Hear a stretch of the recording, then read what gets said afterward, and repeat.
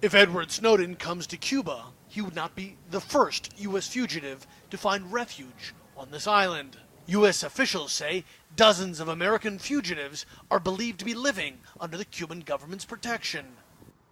William Potts was a Black Panther who used a gun to hijack a plane and take it from New Jersey to Havana.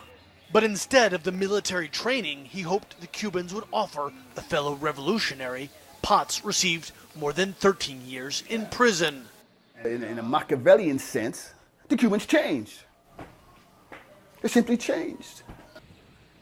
Potts still lives in Cuba, although now he's trying to convince U.S. officials to let him return home. Assata Shakur, a Black Power militant, received a warmer greeting in Cuba. After being convicted of gunning down a New Jersey state trooper in 1973 and then breaking out of prison, Shakur was granted asylum in Cuba. Then Cuban leader Fidel Castro said Shakur had been a political prisoner in the U.S.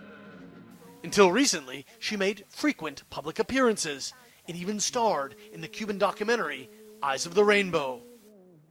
I was expecting, first of all, everybody to look like Fidel. I thought everybody was going to wear green fatigues and stuff. It was just like a crazy thing, and I thought people would be talking like the revolution. In May, U.S. officials raised the reward for Shakur to $2 million.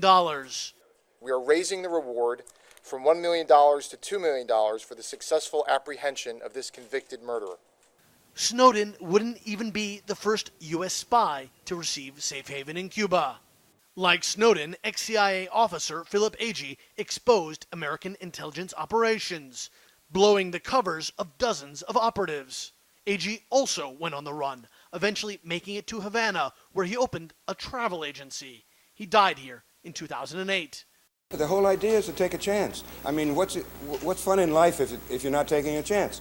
I've been taking chances for a long, long time.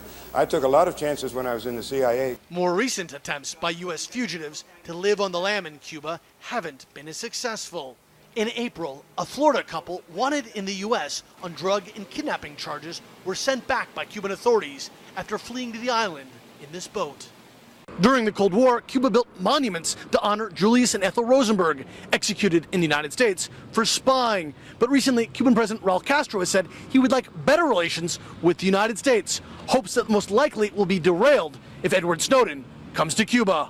But if Cuba takes in Snowden, U.S. officials would have a hard time getting him back. Cuban officials accuse the U.S. of harboring fugitives, even terrorists, wanted in Cuba. Snowden, though, hasn't been spotted on the 6 times a week Moscow to Havana direct flights. At least, not yet. Patrick Ottman, CNN Havana.